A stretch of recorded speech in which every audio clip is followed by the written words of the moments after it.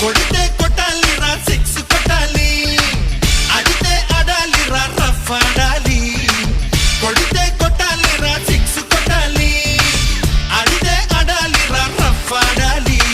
పటేదైనా గాని మును ముందుకెళ్ళాలి, కొట్టి ఉన్నా గాని గెలుపొంది తీరాలి.